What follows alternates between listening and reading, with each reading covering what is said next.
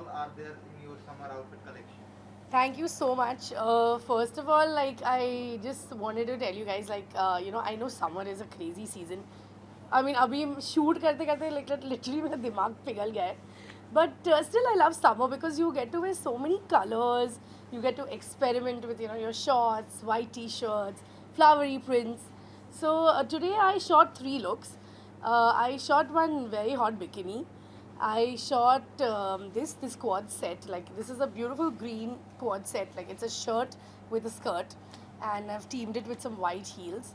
And I also shot for one beautiful pink sari. It's a beautiful sari, nude color with a lot of flowers. Because as I said, this weather you can wear a lot of your flowery prints and nude colors.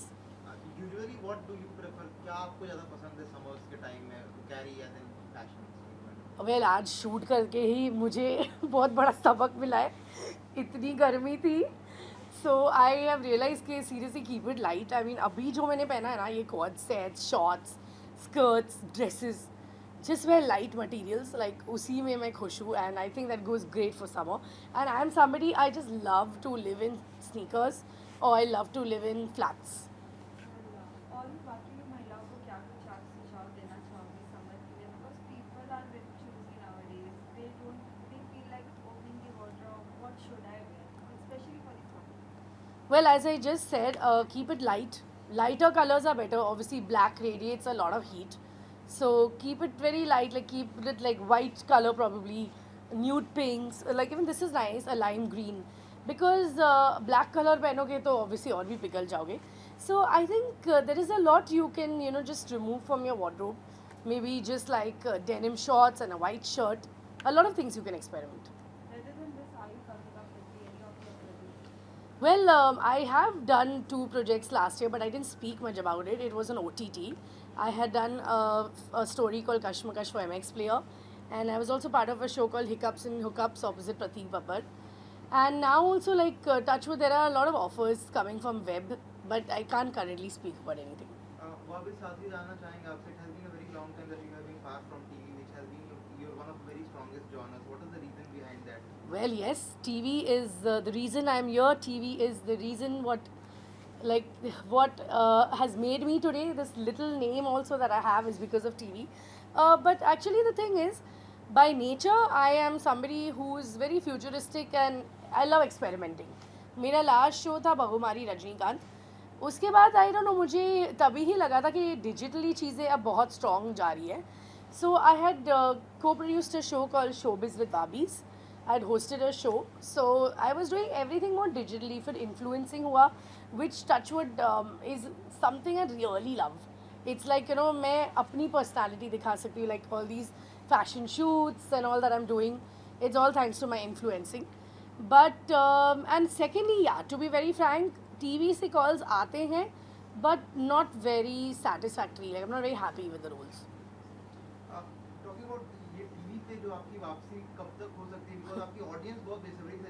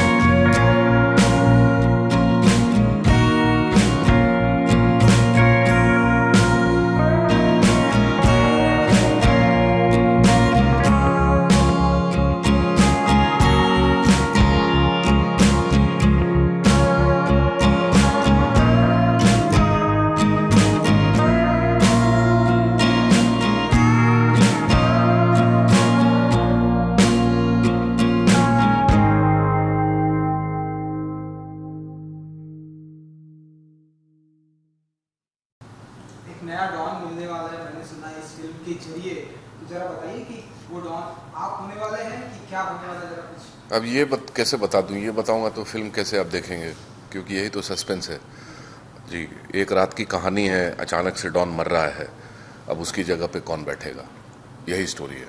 कौन कितना दिमाग लगा रहा है, कौन कितना गंदा सोच रहा है, सब कुछ उस पर निर्भर करता है। किसकी किस्मत उसके साथ है, किसकी नहीं है। बहुत सारी चीज़ें हो रही हैं एक साथ। इस बार किस अंदाज में दिखाई देने वाले हैं आप? इस बार मैं डॉन के अंदाज में दिखाई दे रहा हूँ। बम्बैया डॉन, माफिया, अंडरवर्ल्ड का एक उभरता सितारा, उस रोल में आप मुझे देखेंगे। इस तरह के किरदार को कितना एंजॉय करते हैं आप? ये इस तरह का ये वाला डॉन का किरदार तो पहली बार मैं कर रहा हूँ, बॉम्बे डॉन। हाँ हाँ, इसके पहले मैंने किया है, भौकाल में किया था मैंने, based on a true story. वो शौकीन था, वो मुजफ्फरनगर यूपी का डॉन था, मगर ये बॉम्बे का डॉन मैं पहली बार प्ले कर रहा हूँ। बहुत बड़ी स्टार कास्ट है, जिमी सेठी है, आप हैं, और भी कई सारे लोग हैं। कुछ नए चेहरे भी हमने इस फिल्म के जरिए देखे। तो कैसा होता है एक्सपीरियंस जब इतनी बड़ी स्टार कास्ट के साथ में काम करता है? क्या कुछ अच्छा एक्सपीरियंस होता है। अच्छा स्टार कास्ट हो, अच्छे एक्टर्स हों तो ऑटोमेटिकली आपका मोरल अपलिफ्ट हो जाता है। आपको लगता है कि आप बहुत अच्छा काम कर सकते हैं, क्योंकि आपके इर्द गिर्द अच्छे लोग हैं, अच्छे एक्टर्स हैं, तो एक अच्छी फीलिंग आती है। फिल्मी पर्दे पर हमने देखा है सारे डॉन को हमने देखा है, वो ऐसा कोई डॉन जिसे आप काफ़ी इंस्पायर्ड हुए हैं, काफ़ी आपको लगा है कि यार ये बंदा बड़ा कमाल का है? नहीं, मैं सच कहूँ तो मैं किसी डॉन से कभी इंस्पायर हुआ नहीं लाइफ में, बिकॉज मैं फिल्मी की बात कर रहा हूँ। हाँ हाँ, फिल्म, अब रियल लाइफ की बात तो छोड़ देते हैं। फिल्म में तो बहुत सारे डॉन्स अच्छे लगे हैं। अमिताभ बच्चन ने पहला जो डॉन बना था वो अभी तक दिमाग में छपा है। उनसे बेहतर तो किसी ने किया ही नहीं डॉन। और अजय देवगन ने कंपनी में जो रोल प्ले किया था वो भी बहुत ही बेहतरीन, बहुत कमाल का किरदार था उनका, और कमाल का उनका परफॉर्मेंस भी था। तो ऐसे दो चार डॉन के किरदार मुझे याद हैं। जब जब अब आपको बताया जाता है कि सर एक डॉन का किरदार है वो करना है, तो क्या आपके दिमाग में आता है? क्या कुछ आप प्रोड्यूसर से बातें करते हैं कि डॉन को इतना पर्दे पर इतने बड़े लार्जर देन लाइफ बनाया जाए, या क्या बनाया जाए? क्योंकि अब एक ऐसा टाइम आ गया है कि ऑडियंस जो है डार्क किरदार को भी एप्रिसिएट कर रही है, चॉकलेटी बॉय को भी एप्रिसिएट कर रही है, फिल्म की स्क्रिप्ट को भी एप्रिसिएट कर रही है। अब तो सारी चीज़ों को ऑडियंस एप्रिसिएट कर रही है। नहीं, मैं तो ये कहना चाहूँगा कि जैसे ही मेरे पास कुछ आता है तो पहले तो आपको मैं ये बता दूं कि ये फिल्म बहुत ही रियलिस्टिक अप्रोच की फिल्म है। तो लार्जर देन लाइफ कुछ है ही नहीं है यहाँ पे, और हर किरदार ग्रे है।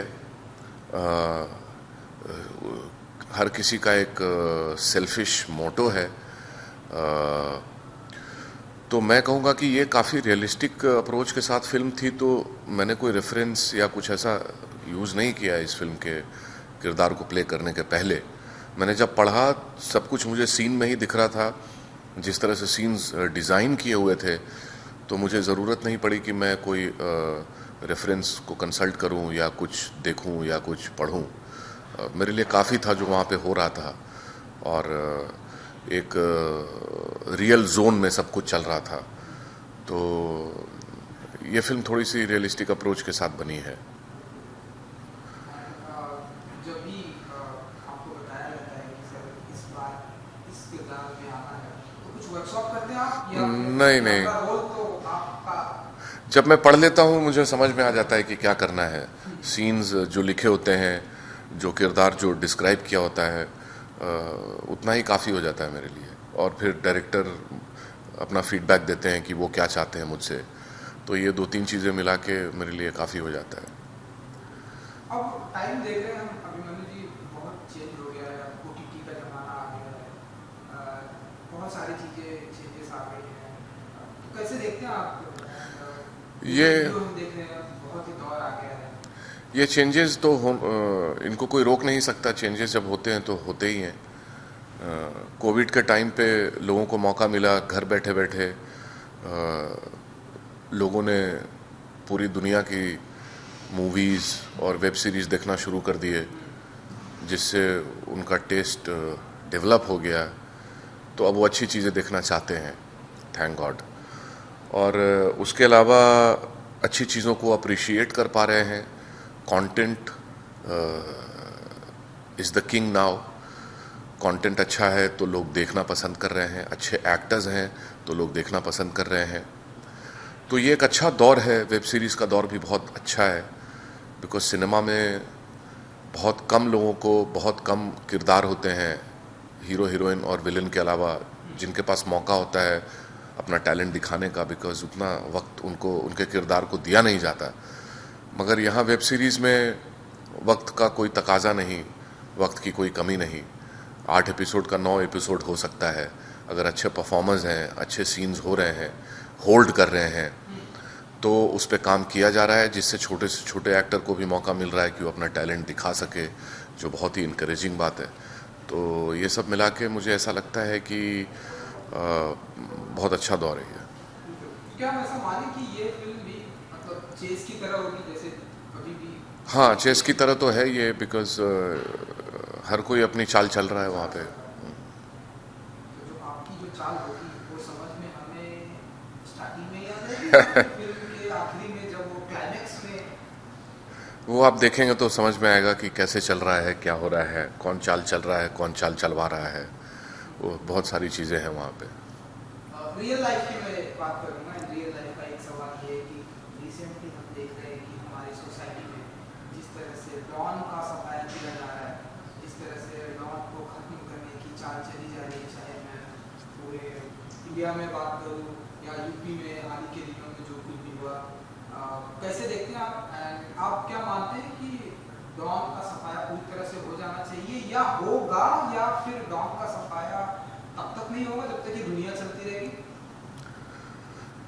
देखिए, डॉन का सफाया तो होना ही चाहिए, बिकॉज डॉन्स सोसाइटी में कुछ ऐड नहीं करते, वो सोसाइटी से लेते हैं पर सोसाइटी को कुछ प्रदान नहीं करते, इलीगल काम रहते हैं उनके, तो गवर्नमेंट उनको रहने नहीं देगी।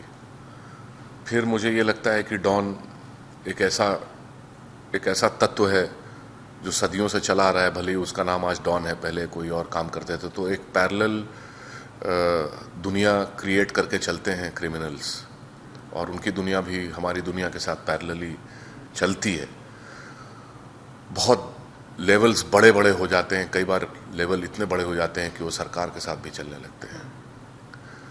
ये सिर्फ इंडिया की बात नहीं है, पूरी दुनिया की बात कह रहा हूँ। एक पैरेलल इकोनॉमी रन करता है ड्रग्स मनी। कुछ तो होते हैं जो पावर में भी होते हैं, वो जी, पावर में हैं, बिना पावर के भी हैं। तो ये हैंड इन ग्लव्स है, कई बार मिलके एक दूसरे का ये लोग साथ भी लेते हैं। तो ये बहुत ही कॉम्प्लिकेटेड सिस्टम है। मेरे हिसाब से इनका सफाया होना चाहिए, बिकॉज अब इनकी ज़रूरत है नहीं। मगर कब सफाया होगा, कैसे होगा, जब सफाया हो जाएगा तो ये लोग फिर से प्रकट हो जाएंगे। ये कब से हो रहे हैं, कब से चलता रहेगा, तो ये दुनिया है यहाँ। It takes all the kinds to make this world.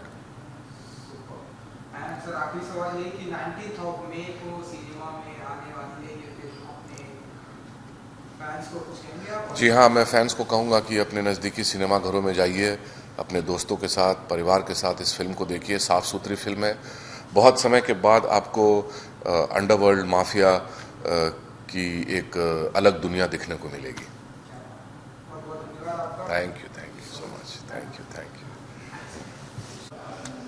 तो सबसे पहले तो कॉन्ग्रेचुलेशन, ट्रेलर जब से आया है काफ़ी भोपाल मचा है कि अपकमिंग डॉन कौन आने वाला है इस फिल्म के जरिए। तो आप जरा बताइए कौन आने वाला है हमारी हिंदी फिल्म इंडस्ट्री में एक नया डॉन? अरे नहीं यार, कैसी बातें करते हो। मेरे हिसाब से असली डॉन तो हमारा डायरेक्टर है। क्या उसने कहानी लिखी है और उसी ने डायरेक्शन की है, और बहुत ही बढ़िया कहानी। जैसे मैं पहले भी कहा था कि फिल्म तो अपना नसीब लेके आती है, वो कितना चलती है नहीं चलती है वो किसी के हाथ में नहीं होता। लेकिन एक चीज़ तो गारंटीड है कि ये फिल्म, इसकी कहानी, इसका स्क्रीन प्ले जो है वो डेफिनेटली एक केस स्टडी बनेगा फिल्म स्टूडेंट्स के लिए। जिस तरीके से इसका स्क्रीन प्ले, जिस तरीके का नयापन है इस कहानी में, आई थिंक बाकी तो एक कमर्शियल फिल्म को जब आप प्रमोट कर रहे होते हो तो उसमें आपको ये करनी होती है कि कौन डॉन बनेगा, डॉन की कहानी है ये वो, लेकिन नहीं। ये फिल्म जो है वो एक मुंबई की एक ऐसी रात की कहानी है जिसमें कुछ ऐसे हादसे होते हैं, कई ऐसे हादसे होते हैं जो यहाँ के अंडरवर्ल्ड और सिस्टम और पुलिस सबको हिला के रख देते हैं। किसी को समझ में नहीं आता है कि ये कौन कर रहा है, क्या कर रहा है। ये उस एक रात की कहानी है, वन नाइट। और सबसे फनी बात यह है कि मेरे पास जब इस कहानी को लेके एक ऑफ़र आई थी तो जैसे हमारा जो काम देखते हैं अक्षय, वो बताते हैं कि एक ये है, एक सो एंड सो है, एक ये है, एक वो है और एक ये है, तो एक रात की कहानी है। मैंने कहा एक रात की कहानी है मतलब 35-40 रातें जो है वो करनी पड़ेगी। मैंने 1-2 बार 3 बार ये किया है। पर आदमी एक भूत की पिक्चर में कर रहा था, उसमें 40 रातें आदमी खुद भूत बन जाता है वो 40 रातों में। पूरा सिस्टम, नेचुरल सिस्टम ही हिल जाता है आपका। तो मैंने कहा यार ये तो मैं नहीं करता हूँ अब नाइट शूटिंग। 1-2 रात किसी फिल्म में निकलती है, ठीक है, बट 40 रातों वाली फिल्में तो मैं ना बोल देता हूँ यार, नहीं हो पाता है। तो फिर बात वहीं ख़त्म हो गई। और स्क्रिप्ट्स पढ़ने का शौक़ है मुझे, तो मेरे पास सारी स्क्रिप्ट्स जितनी भी होती हैं सब आ जाती हैं। वो उनको मैंने बोला हुआ है कि स्क्रिप्ट्स मेरे पास सारी भेज दिया करो, मैं सारी पढ़ूँगा, मुझे पढ़ने का शौक़ है। तो एक रात को, शाम को एक्चुअली, मैं उस रात को पढ़ने के लिए मैं एक स्क्रिप्ट जो है वो निकाला। उसमें मैंने देखा कि ये हिंदी में एक स्क्रिप्ट पढ़ी हुई है, काफ़ी डिटेल्ड टाइप की लग रही थी। मैंने कहा आज इसको पढ़ते हैं और पढ़ना शुरू किया। 1-1.5 पेज, सेकंड पेज के ऊपर मैं जुड़ गया था कहानी के साथ। और उसके बाद मैंने बीच में एक ब्रेक भी नहीं लिया, पूरी स्क्रिप्ट जो है एक बार में पढ़ी। और इमीडिएटली मैंने अपने मैनेजर को फ़ोन किया और मैंने कहा यार ये कौन सी है, इसका प्रोड्यूसर कौन है?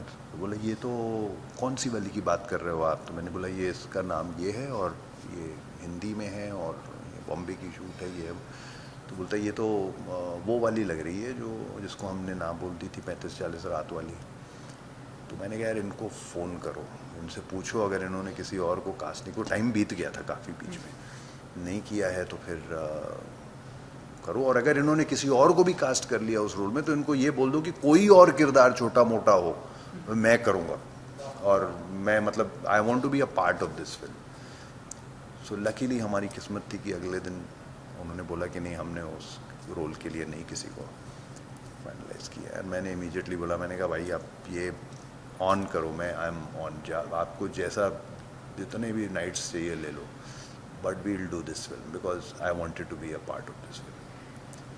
मतलब ये स्क्रिप्ट आपको इतनी दमदार, स्क्रिप्ट भी दमदार है। और उसके बाद मेरा क्वेश्चन उनके साथ सिर्फ इतना था कि देखिए समझिए मैंने स्क्रिप्ट पढ़ी है तो माइंड ब्लोइंग है, मतलब there is no two ways about it, this script is outstanding, but ये जो आपने लिखा है क्या है, आप इससे बना लोगे? उन्होंने जवाब नहीं दिया था, उन्होंने सिर्फ एक हंसी दी थी कि करके और नहीं नहीं सर बिल्कुल पूरी जान लगा देंगे ऐसा करके कुछ बोला था एंड ऑल दैट व्हाटएवर। और मैंने पहले दिन उनके साथ शूटिंग की और नेक्स्ट डे मुझे, उस दिन जब मैं घर वापस आया तो मुझे थोड़ा ऐसा लगा कि यार मैंने क्यों इस इंसान से ऐसा पूछा था कि आप बना लोगे, ये तो इतना अच्छा काम था। नेक्स्ट डे जाके मैंने उनको बोला था, मैंने कहा आई एम सॉरी मैंने आपसे ऐसा पूछा था। तो बोले आप ऐसा क्यों बोल रहे हो? तो मैंने कहा नहीं, मैंने एक दिन आपके साथ काम किया और मुझे ऐसा लगा कि you know what you are heading into, so I am sorry that I even asked you that question. So I think some films are special. ये एक ऐसी कहानी है और ऐसी फिल्म है जो कहीं ना कहीं डेंट मार सकती है और मैं उम्मीद करता हूँ कि मारे तो मज़ा आएगा। तो हम ऐसा माने कि डायरेक्टर एंड प्रोड्यूसर ने आपको 40 रातें सोने नहीं दी? नहीं, लकीली हम लोगों ने उससे कम में काम खत्म किया। हाँ, क्योंकि हमने हाँ, अब आई थिंक 25 के आसपास होगा, आई थिंक 25-26 के आसपास, क्योंकि बहुत सारा पोर्शन ना उन्होंने डे में कन्वर्ट कर दिया था, तो लकीली उससे भी बहुत सेफ्टी हो गई, क्योंकि लॉट्स ऑफ सीन्स हालांकि नाइट सीन थे मगर इंटीरियर थे, तो उसको तो दिन में आप कर सकते हो। जब आप बाहर रोड के ऊपर हो और वो सब सारा चल रहा है, ड्राइविंग है और ये है, ओपन में है, वो सब तो नाइट में होगा। बट बहुत वेल प्रिपेयर्ड थे ये लोग, मतलब मैंने नहीं सोचा था कि जब कोई मोस्टली जो न्यू लोग होते हैं वो इतने प्रिपेयर्ड नहीं होते हैं। हालांकि इन्होंने किया हुआ है, काफ़ी काम किया हुआ है। के मेनन के साथ इन्होंने अभी एक वेब सीरीज़ ख़त्म की है मुर्शिद करके, जिसकी फुटेज मुझे इन्होंने दिखाई थी, मुझे बहुत पसंद आई थी। तो वहाँ पे भी मैंने इनको बोला था कि यार इसको इस तरीके से क्यों नहीं करते ये जैसा मुर्शिद में किया है। उन्होंने बोला वो अलग स्टोरी है, अपनी अलग स्टोरी है, तो अपने को एक अलग तरीके से करना है। बट इतना प्रिपेयर्ड और इतना वेल प्रिपेयर्ड थे ये लोग हर चीज़ को लेके, मैंने एक्सपेक्ट नहीं किया था। ट्रेलर में तो जैसा कि हमने देखा ही आपको किस अंदाज में आप आने वाले हैं, आपसे जानना चाहेंगे कि किस अंदाज में आप आने वाले हैं इस बार, एंड कितना धूम धड़ाका, कितनी गोलीबारी होने वाली है? नहीं देखिए, है आप किस अंदाज में दिखाई? सबसे ज़्यादा इस फिल्म में थ्रिल है, थ्रिल और सस्पेंस है। ड्रामा फुल वोल्टेज पे रहने वाला है और एक्शन है मगर बड़ा रियलिस्टिक टाइप का एक्शन है, बहुत ऐसा ओढ़ने आड़ने वाला नहीं है, मतलब बहुत रियलिस्टिक जैसा। क्योंकि इस फिल्म की खासियत यह है कि जब आप बैठ के इसमें देख रहे हो तो भले कोई एक बहुत बड़ा गैंगस्टर हो या कोई भी हो, आप रिलेट कर पा रहे हो कि हाँ यार ये तो ऐसे ही तो होते हैं सब, थोड़े ना कोई ऐसे मारता है तो सब उड़ते हैं। वो अलग होती हैं फिल्में, वो मसाला होता है उसमें, एक अलग आपका एंटरटेनमेंट, सीटी मार, वो सब चीज़ें अलग होती हैं। मगर सीटी ऐसी फिल्मों पे भी मारी जा सकती है यार, ऐसी फिल्मों पे भी डायलॉग्स पे और एक्शन पे और उस तरीके से करने पे भी सीटी पड़ सकती है। ओके जिमी जी, डॉन के किरदार में हमने पर्दे पर बहुत सारे लोगों को देखा है, आप बताइए आपका ऐसा कोई फेवरेट किरदार जो आपको, डॉन का फेवरेट किरदार जो आपको बहुत पसंद आया, कौन है वो जिनसे आप बहुत इंस्पायर होते क्या ये बंदा अच्छा डॉन के अंदाज में अच्छा नजर आता है, अच्छा काम करता है? नहीं, डॉन जो है वो तो शुरुआत तो मिस्टर बच्चन ने की थी डॉन फिल्म में, और क्या यादगार फिल्म थी वो, उसके सीक्वेंसेस। और फिर उसके बाद फरहान और इन सब लोगों ने बनाई फिल्म शाहरुख खान के साथ, क्या एक अलग अंदाज दिया उन्होंने। और आई थिंक ये लोग मज़ेदार रहे हैं। बाकी रियलिस्टिक वाले जो देखने हैं आपको, वो आप हमारी फिल्म में देख सकते हैं। बिल्कुल देखेंगे। एंड रियलिस्टिक की अगर मैं बात करूँ तो अभी रिसेंटली हम देख रहे हैं कि बहुत सारे डॉन का सफाया भी किया जा रहा है, चाहे मैं इंडिया की बात करूँ, यूपी की बात करूँ। तो ये जो टाइम चल रहा है कि रियलिस्टिक डॉन को हटाने की या ख़त्म करने की पूरी तरह से कोशिश की जा रही है, तो आप मानते हैं कि ये पूरी तरह से हो पाएगा या फिर वो आते रहेंगे, ऐसा ये सिस्टम चलते रहेगा? एंड सिस्टम है तो ऐसे चलता रहेगा। हम अनरियलिस्टिक हैं भाई, हमारा सफाया मत करना 19 को आ रही है। बट ये हर जगह पे हुआ है। अगर आप अमेरिका में भी देखेंगे, न्यूयॉर्क में और इन सब जगहों में, जहाँ पर सब कुछ जब चीज़ें एक पीक पे पहुँच जाती हैं, उसके बाद फिर सफाई होनी शुरू होती है। हम लोग ये रियलाइज़ नहीं करते हैं कि जब जड़ से चीज़ ऊपर आ रही हो उसी टाइम पे सफाई कर दो तो उस लेवल पे पहुंचने की ज़रूरत नहीं पड़ेगी। बट ये एक नेचुरल सी चीज़ रही है। अगर आप वर्ल्ड वाइड भी देखेंगे, ये सब चीज़ें जो हैं ये एक पीक पे पहुंचती हैं, उसके बाद फिर उनकी सफाई होती है, तो अभी हो रही है। चलिए, ट्रेलर को काफ़ी अप्रिसिएशन मिल रहा है एंड मिलियंस ऑफ व्यू भी आ चुके हैं और भी धीरे बढ़ रहा है। तो 19 मई को ये फिल्म आने वाली है सिनेमा में। कुछ कहेंगे ऑडियंस को जिन्होंने ट्रेलर को लेकर इतना प्यार दिया है, तो फिल्म देखिए नॉर्मली ऐसा होता है कि ट्रेलर को लोग देखते हैं और वो बहुत अच्छा ट्रेलर है यार, मज़ा आ गया है एंड ऑल दैट व्हाटएवर, लेकिन उनकी एक्साइटमेंट ट्रेलर को देख के बहुत अच्छी लग रही होती है, मगर वो इतने कन्विंस नहीं होते कि वो हॉल में जाके फिल्म को देखेंगे। तो मुझे जो अच्छी चीज़ इस ट्रेलर को लेके लगी है वो ये है कि यार ट्रेलर बहुत अच्छा है, उसको हॉल में देखना चाहिए फिल्म को जाके, क्योंकि उनको कोई ऐसी चीज़ फिल्म के अंदर, उसके ट्रेलर के अंदर दिख रही है जो उनको कन्विंस कर रही है कि हम तो थिएटर में जाके देखें तो मज़ा आएगा। तो मुझे लगता है कि अगर वैसा कुछ हो तो सबके लिए अच्छा होता है, टीम के लिए भी अच्छा होगा, प्रोड्यूसर्स के लिए भी अच्छा होगा, डायरेक्टर के लिए भी अच्छा होगा। मगर ये डेफिनेटली ऐसी फिल्म है जिसका स्क्रीन प्ले जो है, मैंने जैसा आपको पहले भी कहा था कि ये केस स्टडी बनेगा फिल्म स्टूडेंट्स के लिए, और 100% बनेगा, क्योंकि मैं एक बहुत थ्रिलर वाला आदमी हूँ। मुझे थ्रिलर पढ़ना, थ्रिलर देखना, ये सब चीज़ों का बहुत शौक़ है। और अगर मैं किसी के साथ बैठूँ तो मैं उसके साथ आराम से एक बाउंस बोर्ड की तरह एक स्क्रिप्ट के ऊपर थ्रिलर के अंदर बहुत अच्छे से काम कर सकता हूँ। और मेरे जैसे इंसान को फ्लॉज नहीं दिखे स्क्रीन प्ले में, तो मैं ये दावे के साथ कह सकता हूँ कि इसका स्क्रीन प्ले जो है ये डेफिनेटली जो है केस स्टडी बनेगा। लेकिन मेन मुद्दे पे आते हैं कि भाई 19 तारीख को फिल्म आ रही है, और एक ऐसी मेरी फिल्म है जिसमें मुझे लगता है कि बहुत दम है बड़े पर्दे पे कुछ कमाल दिखाने का। तो प्लीज़ सपोर्ट कीजिएगा इस बार। जाते जाते हम ऐसा माने कि 19 मई को 19 मई को ये जो चेस होने वाला है उसका जो हुकुम का इक्का होगा वो आप निकलेंगे? अब निकलें तो मज़ा आएगा, और मज़ा आएगा। फिल्म निकल गई तो हम ज़रूर निकलेंगे, ये तो वादा है। Thank you, thank you, thank you, thank you, thank you, thank you, thank you.